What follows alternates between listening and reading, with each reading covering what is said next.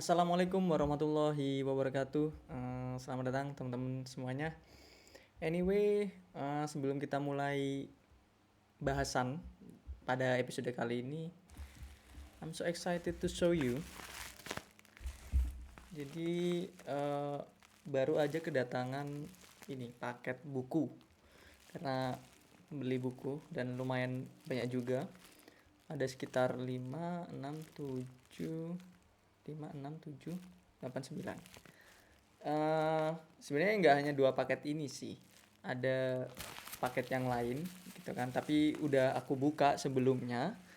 Nanti aku bakal spill buku apa aja, dan di akhir video ya kita bareng-bareng lah buka ini paket buku ini. Jadi kalian semuanya bisa tahu buku apa yang aku beli, seperti itu. Jadi stay tune dengan video kali ini. Kalau kalian curious buku apa, ya nantilah ya.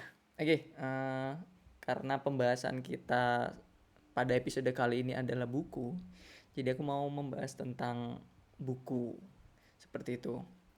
Nah, kita sepakat, meskipun apa ya, kesepakatan ini sebenarnya nggak ada official statement announcement gitu kan dari pihak-pihak manapun, tapi kita semua sepakat bahwasannya buku itu emang penting keberadaannya, karena buku itu sendiri posisinya adalah sumber pengetahuan. Dan selanjutnya, tatkala membaca buku, ya itu bisa lebih mempertajam kinerja otak kita. Saat kita membaca buku, pastinya kita memvisualisasikan dari yang namanya kalimat dalam buku tersebut atau teks tersebut ke dalam bentuk visual yang ada di kepala kita. Nah, semakin kita mengimajinasikan atau memvisualisasikan teks tersebut, itu sama halnya kita semakin mempertajam kinerja otak kita. Sama halnya juga kita mengembangkan performa otak kita, sehingga ketika performanya baik otak kita, ya kita bisa manfaatkan otak kita ini untuk ya let's say menyelesaikan masalah yang ada di kehidupan. Oke, tapi faktanya adalah banyak juga orang yang apa ya, masih merasa bingung tatkala mau membeli buku, seperti itu. Jadi datang ke toko buku, dia bingung mau beli apa nih gitu, mau beli buku apa nih, karena ketika datang ke toko buku, buku jenis apapun itu ada ya. Let's say di toko buku besar selayaknya Gramedia, ini buku dari konteks fiksi maupun non fiksi juga ada.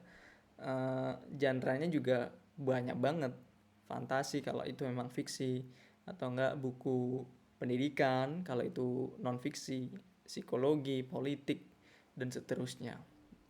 Nah, saking banyaknya buku jenis seperti itu, jadi ada orang datang ke toko buku bingung harus membeli buku yang mana, saking banyaknya dan saking bagusnya buku tersebut. Karena ya jelas ketika buku sudah dipublish, artinya udah ada banyak editing yang menyebabkan buku tersebut kualitasnya bagus.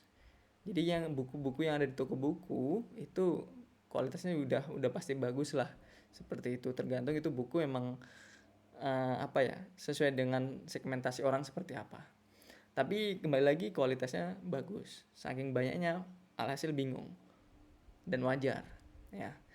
Jadi di pembahasan ini aku mau sebenarnya ngasih sedikit tips ya, caraku biar nggak bingung.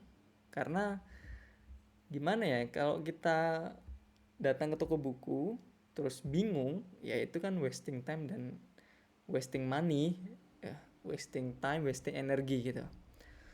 Berdampak juga kepada wasting money sih sebenarnya, karena kita bingung, alhasil kita biasanya nggak jelas tuh mau beli buku apa ya kan. Kadang kala beli banyak buku karena bingung, maksudnya ya mungkin ini buku bagus nih, mungkin buku ini penting nih, sehingga random aja beli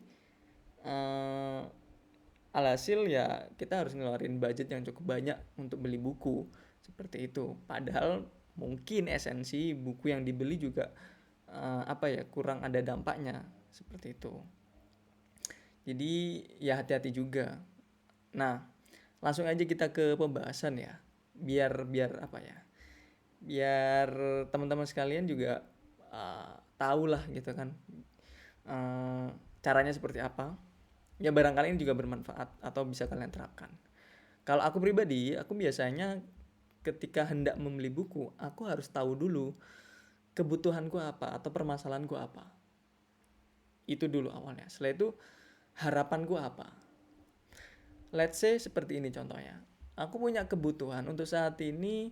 Kebutuhanku adalah ini ya, buku fantasi, novel fantasi. Karena aku punya masalah. Aku nggak tahu bagaimana bentuk dari novel fantasi atau bagaimana cara menulis suatu cerita fantasi. Karena aku ingin menulis tentang cerita-cerita fantasi seperti itu. Jadi harapanku, aku tahu nih ya, masalahku tadi adalah aku nggak tahu bentuk dari cerita fantasi, dan aku juga nggak tahu bagaimana cara menuliskan cerita fantasi. Itu masalahku. Nah, harapanku adalah aku ingin punya pengetahuan terkait bagaimana menulis cerita fantasi. Aku juga harapanku punya pengetahuan bentuk dari cerita fantasi itu seperti apa. Selanjutnya adalah aku bisa menulis cerita fantasiku sendiri. Itu harapanku. Pun kalian juga sama. Artinya misalkan kalian punya masalah terkait informasi bagaimana mengajar. Karena kalian backgroundnya mungkin di bidang pendidikan, guru lebih utamanya. Dan kalian punya masalah bagaimana membuat model pembelajaran. Itu masalah kalian. Kalian nggak tahu membuat model pembelajaran yang kreatif. Harapannya apa gitu? Dengan buku yang ingin kalian beli nantinya adalah kalian jadi punya pengetahuan atau informasi, ya kan, bahan-bahan untuk dijadikan bahan ajar nantinya di kelas yang kreatif. Terus harapan kalian adalah kalian menjadi guru yang lebih kreatif dan digemari oleh banyak siswa kalian. Itu. Nah, dari masalah dan harapan yang sudah kalian ketahui, kalian saatnya untuk masuk ke ranah berikutnya. Ya, ini kalian harus searching atau kepoin buku-buku yang bisa menyelesaikan masalah kalian dan mengantarkan kalian ke harapan kalian tersebut. Yang aku bilang di awal tadi, buku itu jumlahnya banyak banget. Buku yang membahas tentang pendidikan, tentang mengajar, tentang bagaimana mengajar kreatif juga banyak. Ya kan? Pun demikian aku, novel fantasi juga banyak banget gitu. Nah, tapi kan nggak semua harus kita beli. Nggak semua juga bisa menyelesaikan masalah atau mengantarkan kita ke harapan. Nggak semua. Jadi kita emang harus, kecuali kalau kalian memang punya budget yang tak terbatas gitu loh, ya kalian bisa saja membeli semua buku tersebut, ya kan? Tapi kan impossible kayak gitu. Nah, jadi kalian harus benar-benar mengeliminasi sesuai dengan kebutuhan kalian, permasalahan kalian tadi dan harapan kalian tadi, yang benar-benar bisa straight to the point, solving your problem and drive you to your hope, your goal. Nah, kalian cari buku yang seperti itu. Langsung aja difilter, kepo aja di internet, di Google atau dimanapun, atau bisa rekomendasi dari siapapun buku yang bisa menyelesaikan masalah dan mengantarkan ke harapan kalian. Kalau udah ketemu, ya kan, kalian bisa cari informasi lebih detailnya gitu kan, ya kembali lagi di internet atau dari orang-orang tersebut, terkait mungkin testimoni dari orang-orang yang sudah pernah membacanya. Oh, ini seperti apa sih buku A, B, C, D dan seterusnya tersebut. Apakah itu sesuai dengan masalah dan harapan kalian? Nah, Terus lagi, ini let's say non fiksi ya. Mungkin yang model ajar tadi ya, bahan ajar tadi. Pastikan juga, karena aku bahas non fiksi karena kalau di fiksi menurutku ini relevansi ya. Maksudnya gini, mungkin lah ke non fiksi tadi. Kalau kita ngomongin bahan ajar yang kreatif, itu tahunnya kan banyak banget tuh. Buku keluaran tahun sekian, let's say 2000 bahkan, atau enggak 2020, 2024 yang terbaru ya. Pastikan itu relevan dengan zaman sekarang. Karena bahan ajar yang kreatif di tahun mungkin di tahun 2015 gitu kan, apakah itu masih relevan dengan 2024 sekarang ini? Atau yang 2021 masih nggak relevan dengan 2024 ini? Karena kita harus melihat suatu fakta bahwa manusia is changing gitu loh. Always. Ya kan? Dan develop juga. Jadi kalian lihat perkembangannya juga. Kalau semisal kalian merasa ini kreatif, ini emang kreatif, ini buku ini memberikan informasi tentang bahan ajar yang kreatif, bagaimana cara mengajar kreatif juga. Tapi kalau ditarik ke 2024 dengan siswa yang model seperti ini, kayaknya udah nggak relevan deh, atau nggak make sense deh. Oh, berarti kalian harus cari yang lebih up to date, seperti itu. Nah, sedikit bahas yang fiksi. Kalau menurutku fiksi itu dari tahun berapapun masih relevan dengan zaman sekarang sih. That's my opinion gitu. Mungkin aja tidak ya. Tapi so far bahkan yang jadul-jadul sastra lama pun, ataupun ya novel-novel yang masih tahun 90-an ya, itu sebagian besar masih relevan dengan manusia zaman sekarang. Jadi no worries untuk yang fiksi. Tapi untuk yang non fiksi itu hati-hati juga ya. Jadi kalian pastikan dengan kondisi zaman sekarang. Makanya aku bilang tadi, cari info atau kepoin bukunya secara detail. Penulisnya siapa juga, itu kalian bisa kepoin juga. Jadi biar lebih make sense lagi sih. Oh, penulisnya A karena dia memang ahli di bidang A misalnya.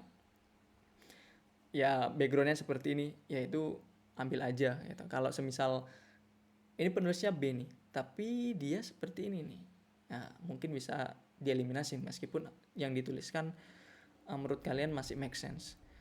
Tapi ya final decision tetap di kalian, seperti itu. Oke, selanjutnya setelah kalian kepo, ya kalian bisa langsung beli sih sebenarnya. Nah, beli ini tergantung kalian, bisa datang langsung ke toko buku atau mau beli bukunya secara online.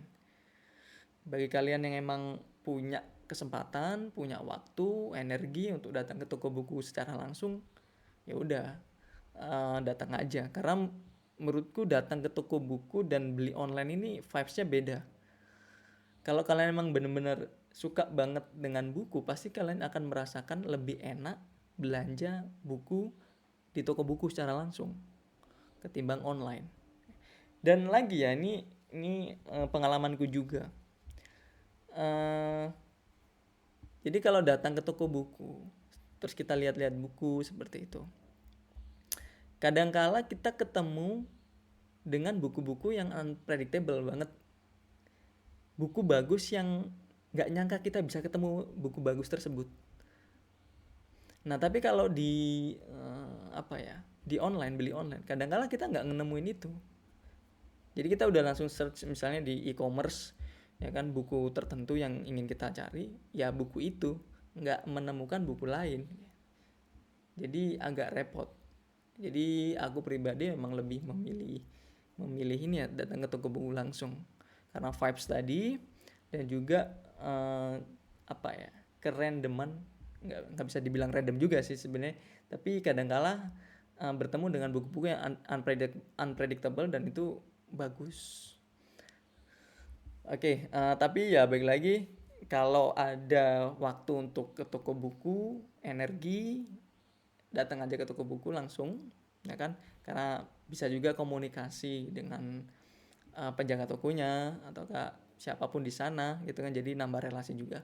Tapi kalau tidak memiliki itu semua dalam artian waktu dan energi, ya beli online aja karena lebih praktis, tinggal klik aja, ya udah deh buku itu datang, kita tinggal tunggu ya. So tapi ya mungkin sebelumnya ini penting, tapi nggak masuk dari tips aku. Artinya pastikan juga budget kalian. Nah, jadi kalian ini ada buku nih bagus banget sesuai dengan kebutuhan dan bisa mengantarkan kalian ke harapan kalian, tapi nggak sesuai budget. So kalian harus pikirkan itu, consider itu lagi. Jadi make sure sebelumnya emang udah kalian membudgetkan sejumlah uang tertentu untuk membeli buku lah ya, bisa 1, 2 atau enggak tergantung kebutuhan kalian. Kalau itu lebih dari 5 ya silakan aja gitu kalau budgetnya oke. Seperti itu. Hati-hati lagi aku tekankan adalah jangan terjebak membeli buku-buku yang bukan kebutuhan. Misalnya gini, tapi make sure dulu kebutuhan kalian ya seperti apa. Kadangkala ini seringkali terjadi, kita datang ke toko buku, kita nggak butuh nih buku ini sebenarnya, tapi kita beli karena alasan tertentu. Misalnya let's say covernya menarik nih, kayaknya isinya menarik, beli deh. Seringkali kayak gitu ya kan. Blognya bagus nih, beli tapi sebenarnya itu nggak kebutuhan kalian, jadi tertarik secara sekilas aja atau random gitu loh. Nah hati-hati juga, sebenarnya nggak masalah sih kayak gitu kalau ada budgetnya, tapi kalau kalian budgetnya terbatas ya usahakan itu tidak terjadi. Makanya aku bilang hati-hati ya, as long as you have a big budget gitu kan, no worries dengan itu semua. Karena kalian mampu. Tapi kalau budget kalian terbatas, ya aku ingatkan hati-hati jangan sampai terlena dengan buku yang esensinya jauh dari kebutuhan kalian dan harapan kalian. Bukan berarti buku itu jelek, tapi emang kan posisinya pada waktu itu tidak sesuai dengan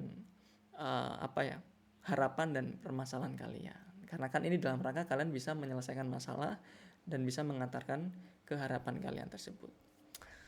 Well, itu aja tips dari aku. Kurang lebihnya aku mohon maaf ya. Semoga bermanfaat. Tetap membaca buku dan of course tetap membeli buku ya. Karena itu penting juga untuk perekonomian atau industri literasi ini gitu.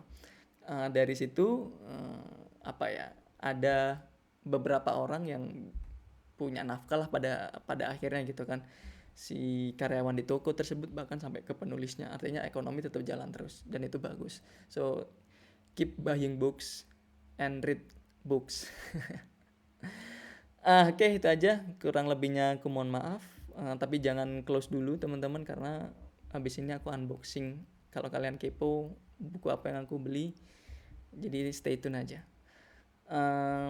Terakhir, wassalamualaikum warahmatullahi wabarakatuh. Bye. Waktunya kita membuka ini paket pertama.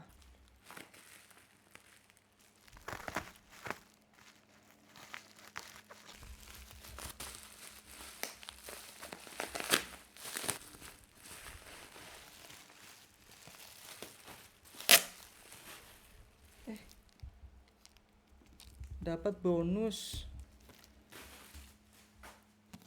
Oke. Iya, dapat bonus. Sebenarnya ini kalau ini 2 sih. Jadi buku ini Politics Aristoteles. Ini nih. Selanjutnya Filsafat Pendidikan dari Herman Harrelhorn.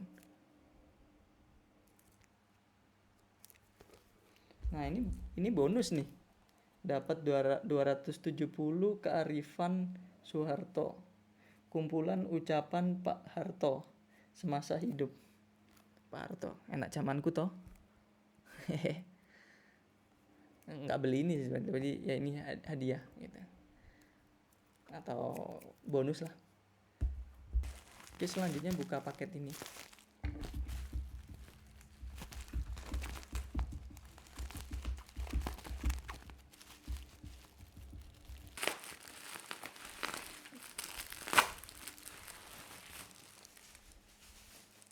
Dapat bonus lagi.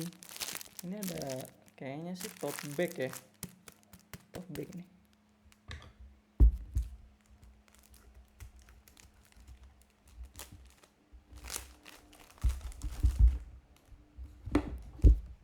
Ini ada ini bookmarknya.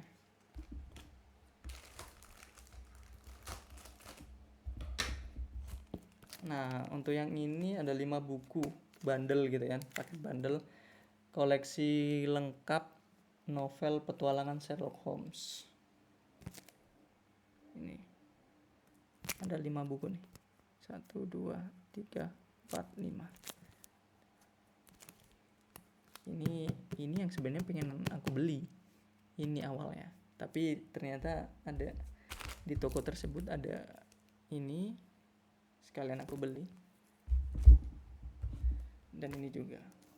Ada berapa tuh? 5, 6, 7. Nah, yang aku bilang tadi ada paket yang sebelumnya udah datang dan udah aku buka juga.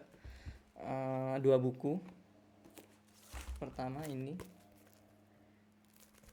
How to Grow Your Small Business. Selanjutnya novel dari Paulo Coelho, Sang Alkemis. Seperti ini. Oke, itu unboxing. Semoga dalam waktu dekat bisa selesai semua lah. Karena targetku sih emang bisa menyelesaikan dalam waktu dekat. Oke, terima kasih yang sampai terakhir nonton ini. You are a legend. Oke, bye.